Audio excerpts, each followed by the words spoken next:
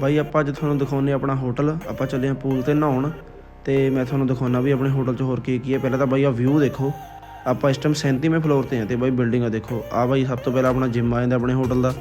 Hotel 'ਚ ਆਪਣੇ gym ਹੈ। ਇੱਥੇ ਦੇਖੋ ਕਾਰਡੀਓ ਮਸ਼ੀਨਾਂ ਵਗੈਰਾ ਪਈਆਂ ਏ, ਬਾਕੀ ਹੋਰ ਡੰਬਲ ਵਗੈਰਾ, ਬਾਰਬੈਲ, ਬੈਂਚ ਵਗੈਰਾ ਸਾਰਾ ਕੁਛ ਹੈ। ਤੁਸੀਂ ਜਿਵੇਂ ਮਰਜ਼ੀ ਇੱਥੇ ਵਰਕਆਊਟ ਕਰ ਸਕਦੇ ਆ। ਦੇਖੋ ਅੰਦਰ ਤੁਹਾਨੂੰ ਹਲਕਾ ਜਿਹਾ ਦਿਖਾ ਦਿੰਦਾ ਮੈਂ। ਅਤੇ ਬਾਈ ਅੱਗੇ ਜਾ ਕੇ ਇੱਥੇ ਸਕਾਈ ਡੈਕ ਏਰੀਆ ਆ ਗਿਆ। ਉਰੇ ਤੁਸੀਂ ਬੈਠੋ, ਜਿਵੇਂ ਕੌਫੀ ਪੀਣੀ ਹੈ। ਇੱਧਰ ਸਮੋਕਿੰਗ ਏਰੀਆ ਬਾਈ ਇਹ ਸਾਰਾ, ਅਤੇ ਇੱਥੇ ਤੁਸੀਂ ਜਿਵੇਂ ਮਰਜ਼ੀ ਬੈਠ ਸਕਦੇ ਆ। ਸਿਗਰਟ ਵਗੈਰਾ ਪੀਣੀ ਇੱਧਰ ਪੀਓ। ਅਤੇ ਅੱਗੇ ਚੱਲਦੇ ਹਾਂ ਬਾਈ। ਅੱਗੇ ਇਹ ਨਾ ਲੈਫਟ ਸਾਈਡ ਦੇਖੋ ਤੁਸੀਂ ਮੇਰੇ, ਸਾਰਾ ਖਾਲੀ ਜਿਹਾ ਏਰੀਆ ਹੈ। ਜਿਵੇਂ ਕੋਈ ਈਵੈਂਟ ਵਗੈਰਾ ਕਰਨਾ ਕਿਸੇ ਨੇ ਤਾਂ ਇੱਥੇ ਕਰ ਸਕਦੇ ਆ।